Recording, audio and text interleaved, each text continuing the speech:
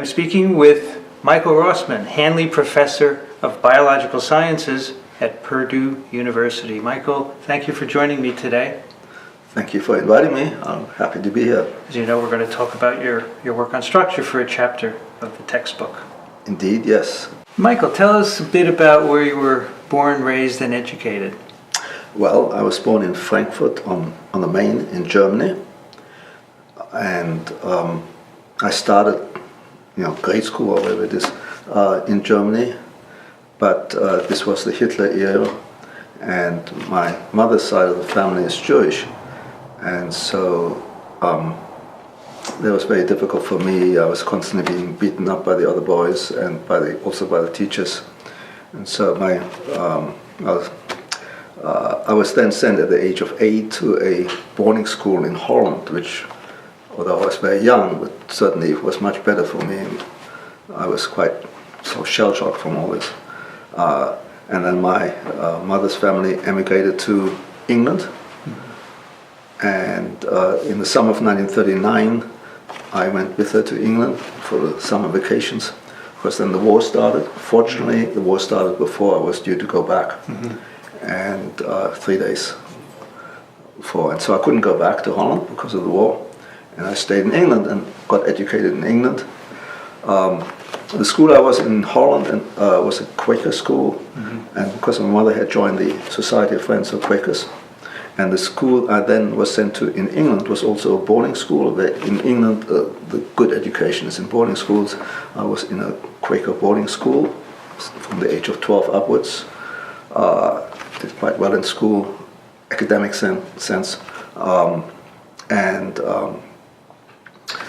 eventually I got my high school certificate, it was called. That was the time when all the servicemen came back from the war, and the universities were crowded.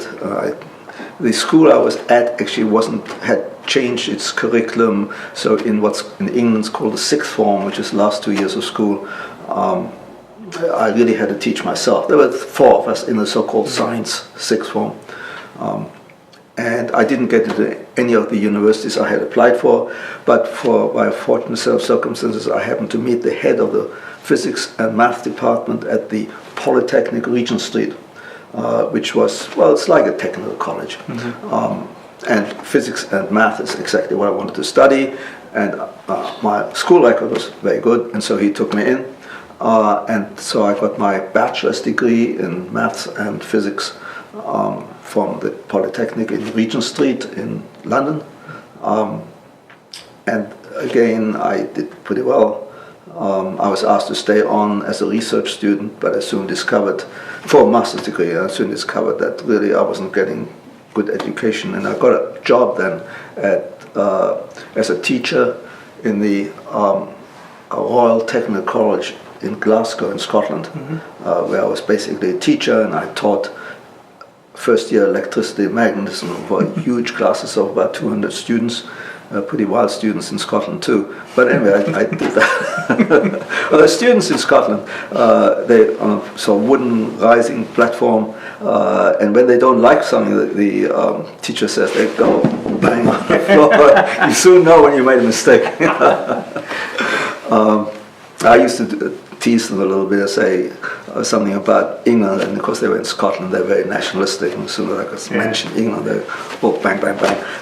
Anyway, I wasn't not satisfied with my academic progress, and being at the Quaker boarding school also meant there was a board of governors, and Kathleen Lonsdale, who, do you know her? No. She's a very well-known British crystallographer and a fellow of the Royal Society. The first, as far as I know, first woman fellow of the Royal Society.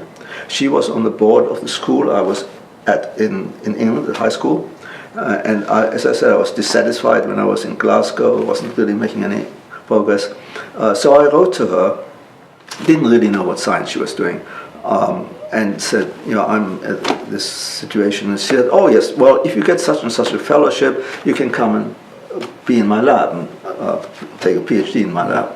Well, I didn't get the fellowship, but I did start studying what she was doing, namely crystallography.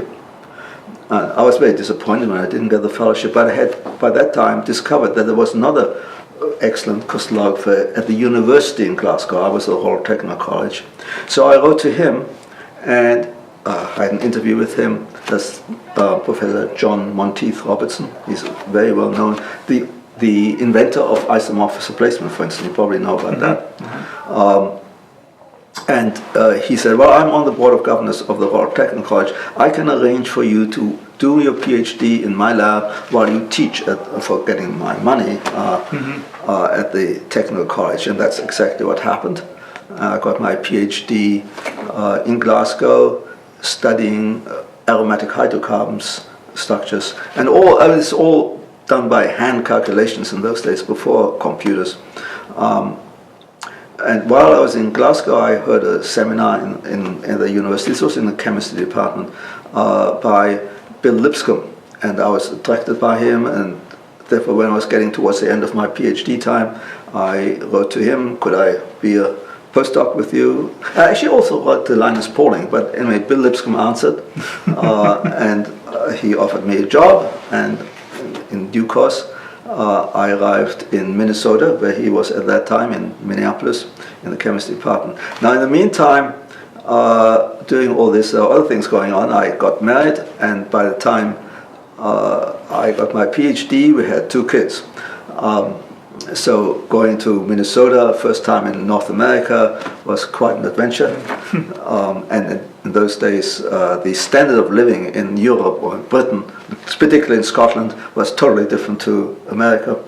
But it all worked out very well.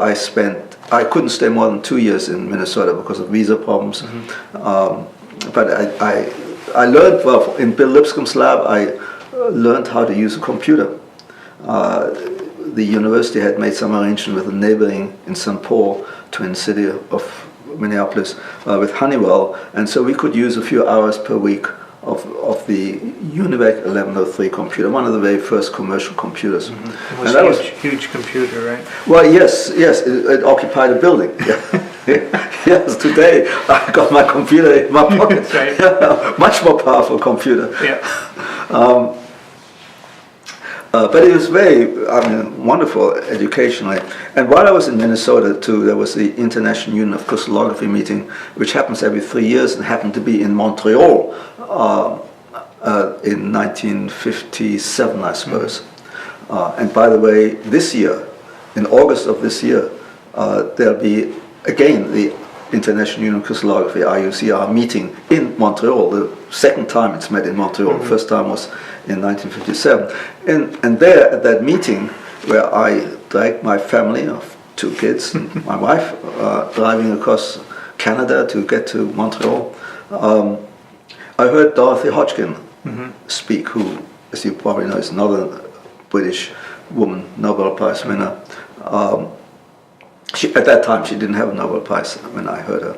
And she was talking about the work which John Kendall was doing in Cambridge on myoglobin.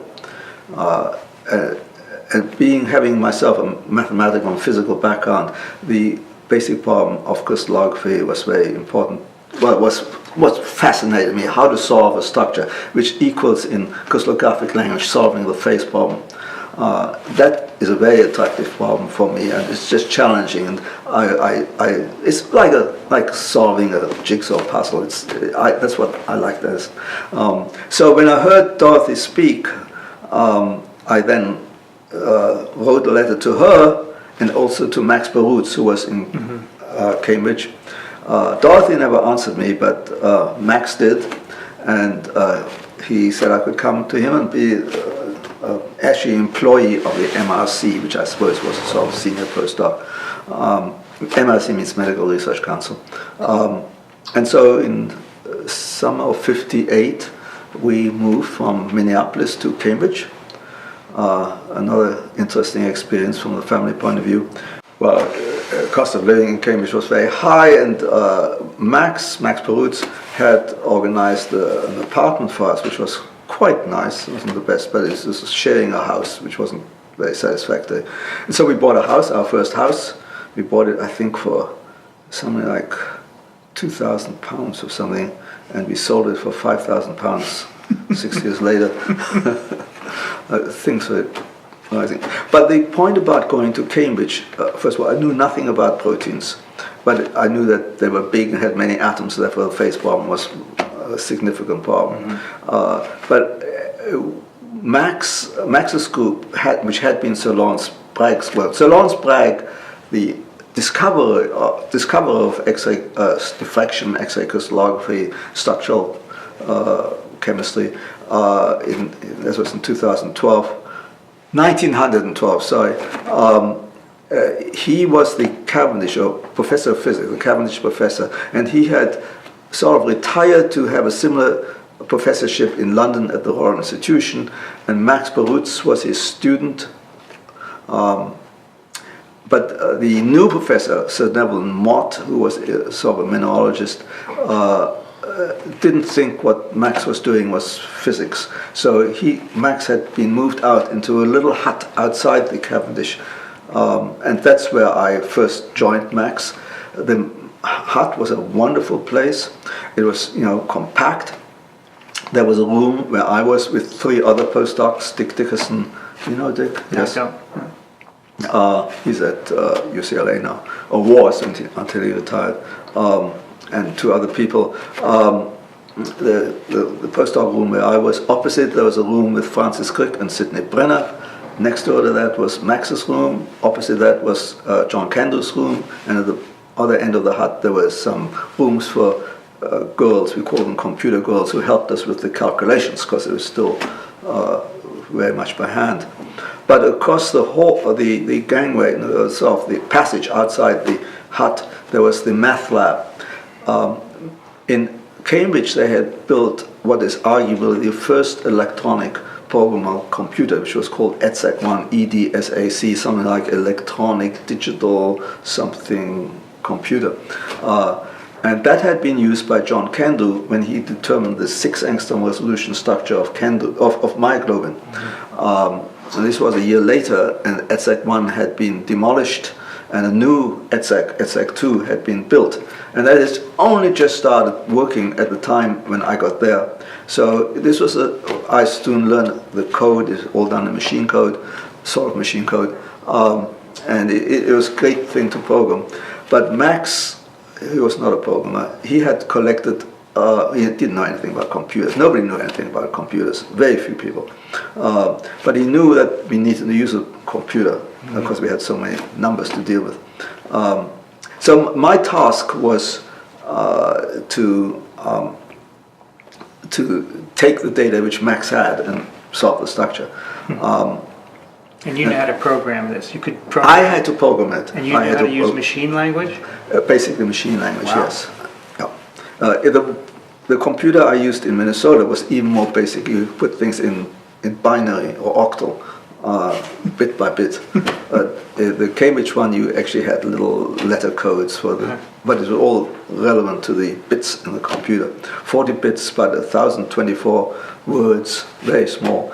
But this is where we computed my programs, structure of myoglobin at 2 angstrom resolution and hemoglobin at 5.5 angstrom resolution. And so it wasn't just writing the programs, it was also how to find the atoms, heavy atoms. The heavy atoms isomorph replacement were necessary to solve the phase problem. Max, for many years, hard work, had been developing these isomorphous compounds for hemoglobin, for oxyhemoglobin, horse oxyhemoglobin. But how to find these, what I call relative Y coordinates in these, what I call monoclinic crystals, was a big problem. And I was able to solve that problem very well, extremely well, within the first few months of me being in Cambridge. Now I might say that for myoglobin at low resolution, they had the same problem, but they didn't have a very satisfactory solution. And Sir Lawrence, Francis Crick had been working on very complicated methods. And one of the problems with the 6 angstrom myoglobin structure was that some of the heavy atoms were wrong. But they got the structure, that's the important thing. so after a few months in Cambridge, I was able to do that. And then this was then used, the same method was used for refining the heavy atom parameters, which were necessary for calculating the map. Now Max, he was a perfectionist in some ways. I wanted to calculate the map right away. I don't know, maybe in May of *59. But Max said, no, we've got to collect another heavy atom derivative, we've got to find it, and so on. So, okay, well, that's what you want, we can wait. And eventually, we were ready, I think it must have been August, and the big day came, and I said to Max, now this time you've got to go up to the math lab, and I'll show you what to do. And he wouldn't do this, but he watched, and the map came out. We saw there were two larger peaks on the map, and there should be two larger peaks because the asymmetric unit was half a molecule, one alpha chain, one beta chain. Each chain, we knew this, had a heme group. So these were the iron atoms in the heme groups. So Max said, let's calculate the map a little bit more carefully around the heme groups. And I said, sure, I'll punch a little paper tape, 5-hole paper tape. And I said, now you do it. And I told him what to do, and this time he did do it. But as soon as he did it, smoke started pouring out of the machine. He said, I told you I shouldn't have done that. And that closed the computer then for about a month. And John Kendall was ready to calculate, using my Fourier programs, the map for myoglobin, a 2 angstrom. They had to wait as a consequence of this for about a month before they could calculate. But it came out, and it was, I mean, fantastic. This really inspired me. The fact that, yeah, well, there are other stories to that, that the alpha chain and the beta chain turn out to have a similar fold. And this obviously was of evolutionary significance. We all immediately saw that.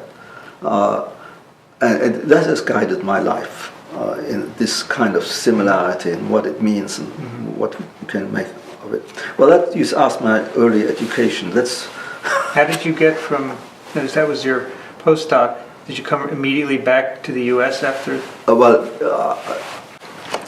I hadn't planned to come back to the US, but life in Cambridge was very good.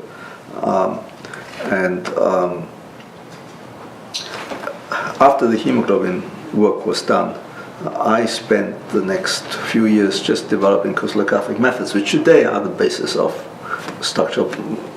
basically structural biology. But Max wasn't happy about me on this. He wanted me to help him to take hemoglobin further to 2 angstrom, and I was doing all this mathematics, and he wasn't happy. Also, I had one unhappy incident with Max, so all this might have contributed to the fact that Max said I would have to leave the MRC, which disappointed me considerably. Anyway, ever since then, I've been trying to prove myself to Max, who's died some years ago. But I had to find a job, and I had 6 offers from America and none from Britain, so the answer was obvious. I just had to choose where to go in America. I went around and interviewed different places, including Purdue, of course. And the head of the biology department at Purdue, Henry Koffler was his name, who's now in Arizona. I felt I would get support, and I was absolutely right about that. So I decided to go to Purdue, and that's how I came back in 1964. Let me tell you a brief story about Max Perutz. I met him when I was just starting to work in polio in the 80s. I was over there in Cambridge, and by then he wasn't sitting down, he was standing up. Oh, yes. He had a bad back, right? Yes. So he came next to me, and someone introduced him, and he said, what do you work on? And I said, polio virus. And he said, the canyon, which of course was your coining. But that wasn't until 85. We found the canyon in 85. It must have been after that then. Yeah. But it was still early in my career because I only started my lab in 82. So I just tell you that so he knew you had coined this phrase. So he was probably very happy with your work. Yes, very much so. I think Max, after I left, other personalities involved. I was working also with a person called David Blow, and I think Max kept David and let me go, pushed me away. But I'm quite sure that after a few years, Max realized he probably shouldn't have pushed me away. After all, I did help him quite a lot in this. But I was doing, in my opinion, good work. All this mathematics actually. Well, let me say something about this. I was developing what is now called molecular placement, what I call molecular placement. And as you probably know, that represents about 3/4 of all structures deposited at the PDB. So that work obviously had some impact. Max was very influential, and he got me elected as a former member of the Royal Society. And he became very, very kind to me. Okay. But I think at the earlier stage, Max just didn't understand the impact of what I thought might be incorrectly, the impact of what I was doing. And he was more concerned with the immediate things of collecting data for his hemoglobin, so I wasn't the right person for him. But he was very kind, and I got various awards. I'm sure where Max pushed for my things. I want to know when you got interested in viruses. Maybe already in high school. No, I'm serious. Maybe it doesn't surprise you that I was probably amongst the better students in science. There weren't many of us in high school. And the science teacher in my high school, this boarding school, got me to grow for the class crystals of copper sulfate, not big crystals of copper sulfate. So I got very interested in why are all these things, what makes them look the same, and what makes a crystal. And so I got interested in that in high school. And then I think it was a cousin of mine who told me that you can crystallize a virus, and the virus is again infectious when you dissolve the crystal. All this I learned in high school. So connection of crystals and viruses. And then I mentioned molecular placement just now. Well, that molecular placement came about really in the first place through the structure of hemoglobin. I saw that the alpha chain and the beta chain were similar in structure. So I asked myself, would we have been able to determine that without actually solving the phases? And that's where then the first paper on this subject, published with David Blow in 1962, I wrote that this method might be useful for solving things with high symmetry. In hemoglobin we have this, what we now call, actually in the 1962 paper I coined the word non-crystallographic symmetry. Symmetry not in the crystal, but locally to the hemoglobin molecule. But in a virus, because a virus was thought to be known at that time, to have fivefold symmetry from icosahedral symmetry, that cannot be incorporated in the crystal lattice. There has to be non-crystallographic. That would therefore be a very powerful way of solving a structure without the need for heavy atoms. And that's what really, from a mathematical point of view, really fascinated me, continues to fascinate me. And so not for any interest in viruses, but for interest in mathematics, I really got pushed towards viruses. But I mentioned it in my 1962 paper, that this what I was writing about there might be useful for looking at viruses. So when I got to Purdue, actually the first grant I had was from National Science Foundation. I got that before I actually moved to Purdue. While I had the job, and I applied for a grant before I actually got there. And I called that, and I still have that grant. It's going now. Structure determination of proteins and viruses. Now that kind of title today wouldn't go anywhere as far to general, but I still have that grant, and I have to renew it at the end of this year. I hope I get it, but it's been going ever since. So it's that which put me towards viruses. But then being in Cambridge and talking to Max, talking to Francis, talking to Sidney Brenner, made me changed me to what is nature. It started getting me interested in biology. I wasn't interested in biology when I was in high school. We had a very bad biology teacher. Or maybe I wasn't very interested, or whatever, maybe not the teacher. So that's what got me going on viruses. And then with determining the structure of viruses, first of all, was a great great opportunity. The first ones, of course, were plant viruses. We worked on those because it's much easier to get quantities of plant viruses for crystallization. But then after that, I started working with Roland Rückert from Wisconsin on a cold virus. I really got interested in the biology, and when the structure, the map came out, in crystallography, things can happen very fast. You work for years trying to solve the phase problem, and then one day the map is there. What does it mean? Well, the guys in the lab said they couldn't follow the map. I looked at the map, I saw this canyon, and traced the chain, saw what was VP1, virus protein 1, 2, and 3. Do you know why, you must know all about this, when we draw a map, we put VP1 blue, VP2 green, and VP3 red. That's because when I started tracing the chain, I did the same as I traced the chain of hemoglobin. I colored our maps. Blue, everything blue was connected together some way or other. Everything red was connected together, and I happened to choose those colors arbitrarily. That's how it came to be those colors. I still use those colors myself, and now when someone asks me, I'll know why. Yeah, now you know. Tracing the chain. But going from a protein like hemoglobin to a virus is a big step. What did you have to overcome? Very good question. Because when I got to Purdue, although I called my grant structure of viruses and proteins, or proteins and viruses, I knew that at that time not only would it not be feasible to work on the virus, was from data collection, from solving the phase problem, and so on, and also I didn't think I would get much support, although I did get that grant for doing this. I thought I'd have to work on something else, so I decided to work on things which might be like a virus. I actually chose lactate dehydrogenase as the first topic, because lactate dehydrogenase, LDH, at that time was known to have two types, from muscle tissue and from heart tissue, and it could form a tetramer, and it could be either M4, all for muscle subunits, or H4, or mixes, M2, H2, and so on.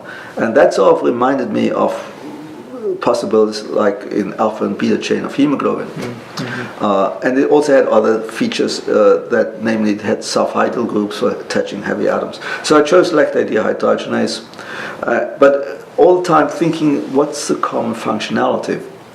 And another former ex-Cambridge person, Carl Brandin, one of the authors of Brandin and Tooth, the structural textbook, he went back, he's Swedish, and he went back from Cambridge to Sweden and started working on alcohol dehydrogenase. And we met at a meeting in Constance in maybe 68 or 69, and we both had these little balsa wood models, not a high resolution map, low resolution, 6 angstrom map, and we both imagined that we could see some similarity. And that turned out to be right, of course, that there is the NAD binding domain and the catalytic domain. And that gave rise to when we eventually got that, we got it through because LDH, and after lactate dehydrogenase, I started working on glyceraldehyde 3-phosphate dehydrogenase. Those were the first two dehydrogenase structures ever solved, by far the largest structures to be solved at that time. So we saw the common NAD binding structure in that, and that gave rise to a Nature paper about the importance of this and predicting where other such papers were. In 1973, there was a biochemistry congress in Stockholm, and I remember seeing Georg Schultz from Freiburg had a structure of adenylate kinase, same structure, and these things started to turn up. So that's when I started doing all these comparisons. I got again very interesting in structural comparisons, and with that success, then I felt now maybe I can start on viruses. That was, and then I spent half a year, with Boris Strandberg in Sweden, who had also been in Cambridge. He had same ideas as me. Started working on a small virus, satellite tuberculosis virus. And so I learned things from him in half a year with him, and saw what he did. Some of the things I thought I should not do.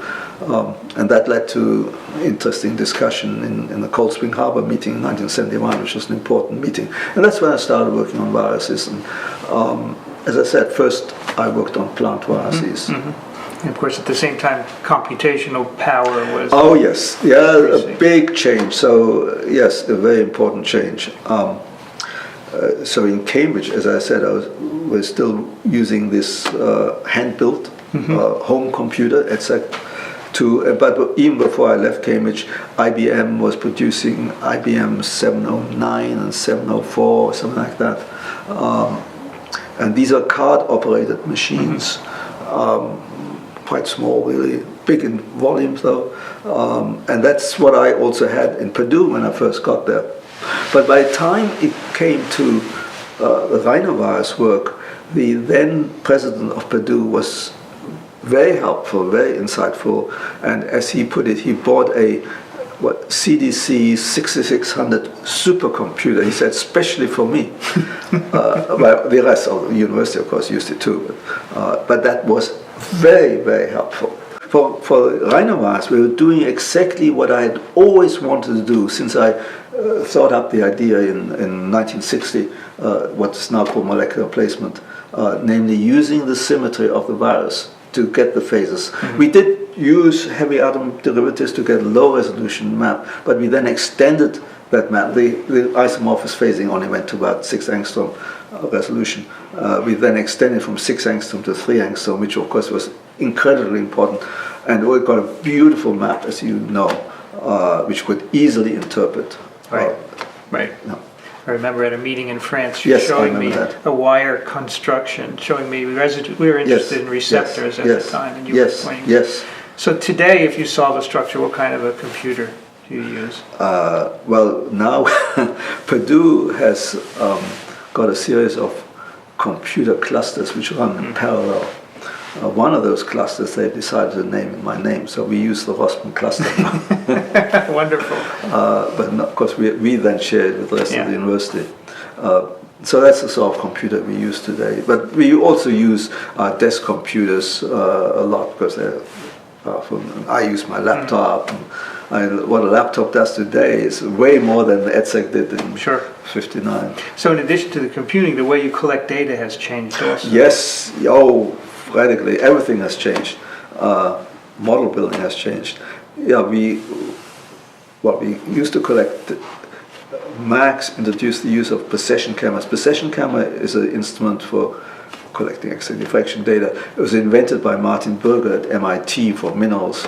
It has the advantage that you get a view of the, let's call it reciprocal lattice, it's a mathematical term, of the virus in straight lines. It made it very easy to scan the data was collected on film, and so you could scan a line on film and get successive reflections coming up as peaks, and you could measure these with a ruler.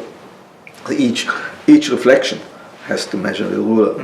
Now for hemoglobin, I think we had about 2,000 reflections. So it's quite a lot of work. That's why we had these computer girls doing all the measuring. Now, of course, we do, well, first of all, we would scan a complete film, but we don't use film anymore. We use, until recently, we use CCDs, but now the direct electron counting has come in, which makes things have much less background. We can get much weaker crystals. We can, and we, on the synchrotron with much stronger radiation, we can collect this incredible data, complete virus data set in an hour or so, or less even. What used to take us a year. I mean, it's amazing. Yeah. So can you make some comments on how cryo-electron microscopy and tomography have changed the field? It certainly has.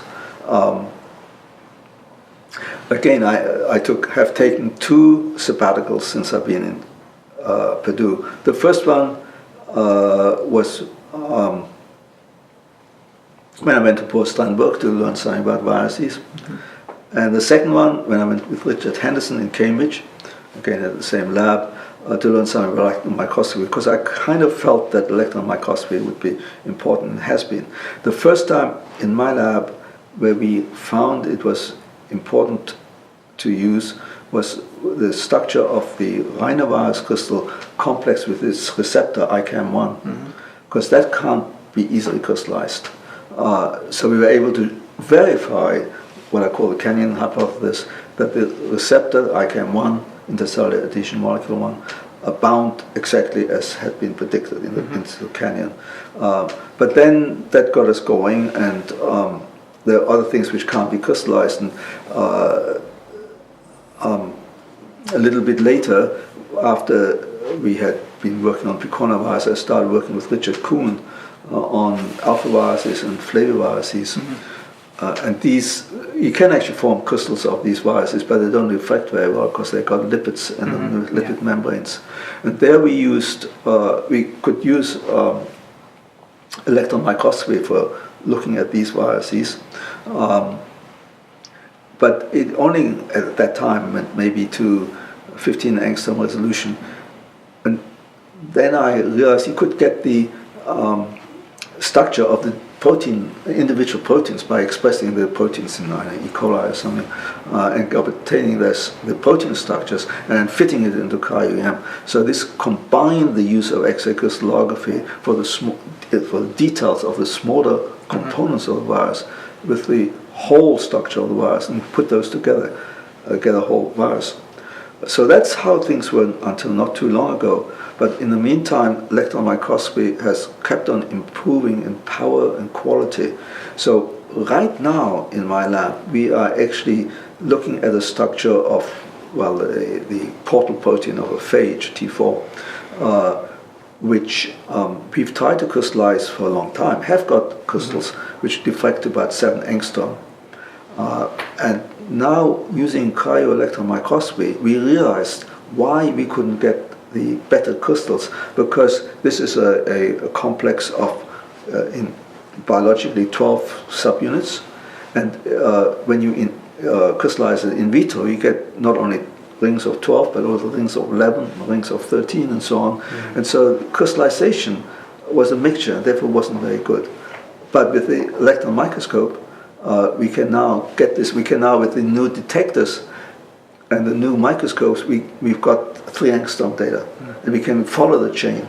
Well, actually, in that case, we haven't done that, haven't finished yet. In another virus, the Sputnik, we were able to follow the chain. So it shows that at this point, I would say, the EM work is starting to overtake the crystallography, a change of status. We still, I'm sure, will use crystallography for the details of the smaller things, but electron microscopy can go to bigger things. But there's a limit there also, because as you go to bigger things, they're no longer exactly equal, and the what's called single particle reconstructions depends on the concept that each particle is the same. So then you go to use electron microscopy tomography, where you're looking at individual particle, but the resolution is lower, and that's about where we're stuck now. Okay. So Michael, if you look back on this amazing career of all the things you've done, is there any one thing that you could single out as contributing the most to the field? I don't know whether I can single out one thing. One thing leads to the next. However, I think the development of molecular placement is something which I guess, for which I perhaps in part at least lost my job in Cambridge, has done a great deal. That 3/4 of all structures deposited now with a PDB are based on molecular replacement. That wouldn't have happened without, well, it would have happened probably, but as it is, historically, it's what I developed. And then in terms of results, getting this structure of the dehydrogenases, finding the common fold and recognizing that there are domains in proteins which are evolutionarily highly conserved, and that the normal enzyme is made of a number of domains. Each domain contributes a part of the function, and they come together and make a functional enzyme. That was all part of the sort of discovery which we made early on when I was in Purdue. And then the virus work, of course, it developed from simple viruses, like simple plant viruses, like satellite necrosis virus in Sweden, and then the picornavirus, like you involved in polio, rhinoviruses, and more complex viruses like the flavivirus, like dengue virus, for instance, West Nile virus, all leading on one step after another step, leading on to more major recognition of what a virus is, how it works, how it infects, and so on. I think these are the things which I think, in terms of the total body of science, have probably contributed most. You've also trained many people who have gone on to become structural biologists. Many people in the field have come from your lab. Is that a consequence of having a big group, or is it something that you were interested in, is establishing a field with your imprint? When I went to Purdue, I don't know whether I had any specific plan. And I do know, of course, that I was greatly influenced by what I had discovered in Cambridge, the Laboratory of Molecular Biology, and the way Max ran the lab greatly impressed me. And that's, in a way, I've been trying to get a minor picture of that at Purdue, having a group of people who stimulate each other. I'm not sure that I particularly succeeded, but I've been very lucky in the both students and postdocs who've been with me, and I hope in some quite accidental way I've passed on the concepts which Max developed onto them, and I'm always very proud of their successes after they leave Purdue. It's very nice for me to see that, and I hope we can continue that at Purdue. But things are now very difficult, in my opinion, with granting problems. It used to be that I never even thought about, every 5 years I would write another grant, but that's fine, it's easy to do. But now this is just a game of chance, I think, whether you get a grant. And so the future of this kind of science, at Purdue, I'm not sure. Well, that leads me to another question, which would be, if someone is interested in becoming a structural biologist, say a reader of this book, what advice would you give them? I probably wouldn't say become a structural biologist. I would say do what interests you. If it interests you, then it's worth doing. I developed molecular placement. It interests me, it fascinated me. I was interested in the symmetry of viruses. It fascinated me. I followed my nose in terms of what's interesting. I think that's the important thing. Are you interested? If you're not interested, don't do it. Do you still play? Do you actually like to play jigsaw puzzles or do jigsaw puzzles? Yes. Yes, you do. There are all kinds of puzzles, yes. Okay. Yes, I'm just a child, never left my childhood. Michael, thank you so much for joining me today. I'm sure the readers of our book will love it. Well, thank you. Pleasure to be here.